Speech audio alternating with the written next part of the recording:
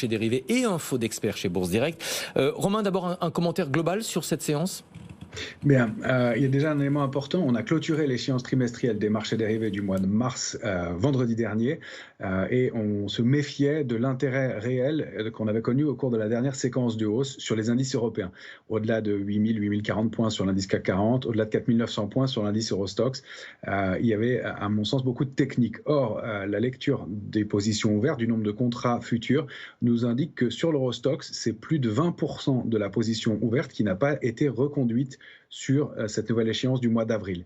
Ça signifie que les opérateurs, et qu'il y avait déjà beaucoup d'éléments techniques dans cette hausse, parce qu'on a débordé des niveaux que les opérateurs n'avaient pas considérés, voire au cours de cette échéance, ça signifie aussi qu'il n'y a pas de vendeurs dans ces stratégies-là pour l'instant, mais qu'on a une position ouverte qui est à des plus bas de plus de 2 ou 3 ans sur l'Eurostoxx, 2 600 000 contrats, alors que la moyenne, le nombre de contrats futurs ouverts sur l'Eurostoxx, est habituellement plutôt 3,6 millions, 3,7 millions.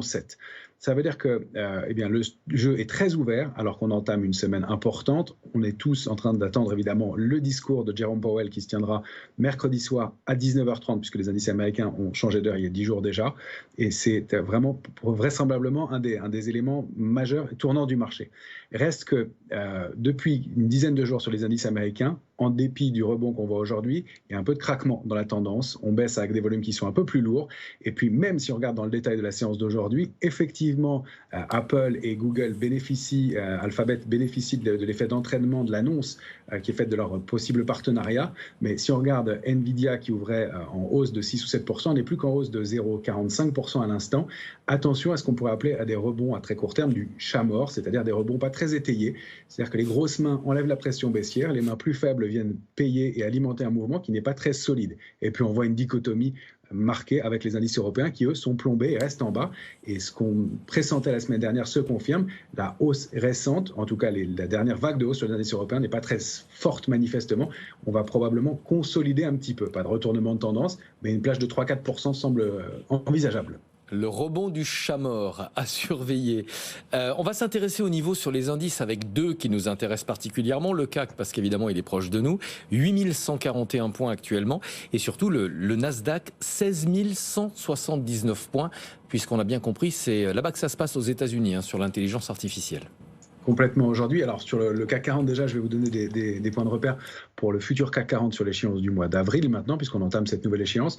On est dans un trading range 8158, 8227. La zone d'alerte intraday, on l'a fixée à 8158, 8173. On vaut 8163, on est en plein milieu pour l'instant. On ne l'a pas rompu, on la teste, mais on ne l'a pas rompu. Le risque, c'est d'aller chercher, si on rompt ce niveau-là en clôture, 8089, une petite consolidation. L'alerte de court terme, elle est plus lointaine, elle est située entre 8032 et 8054. Donc on a la possibilité de consolider un peu plus. Et ça, le scénario baissier est valable tant qu'on est sous 8190, 195.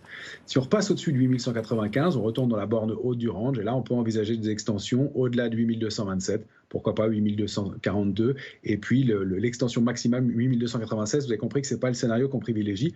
On a plutôt un marché qui est un peu lourd depuis quelques heures. Si on va regarder le Nasdaq maintenant, là, on est bloqué dans un grand trading range aussi sur le Nasdaq. C'est 17 814 en bas et en haut 18 312. Et on n'arrive pas à rallier un niveau intermédiaire qui est 18 142. On a buté dessus encore une fois.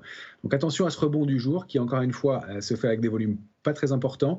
Vendredi dernier, la séance de baisse sur les indices américains s'est faite une nouvelle fois avec des volumes lourds, même si c'était une journée technique.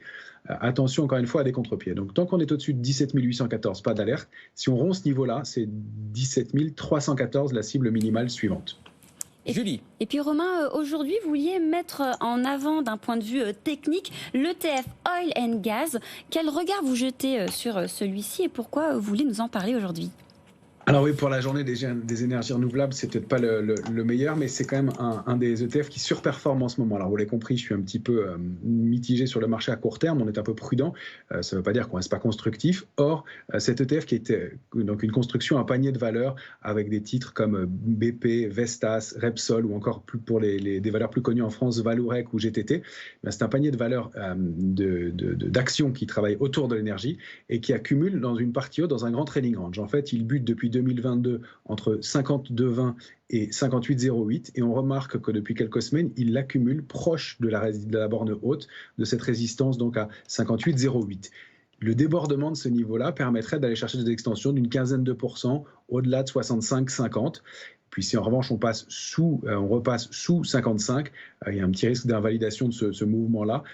Et donc on a un ratio risque-rendement qui est intéressant sur un secteur qui sous-performait depuis plus de 2 ans maintenant et qui a l'air de retrouver la faveur des investisseurs à court terme, notamment sur fond de hausse des matières premières assez récentes.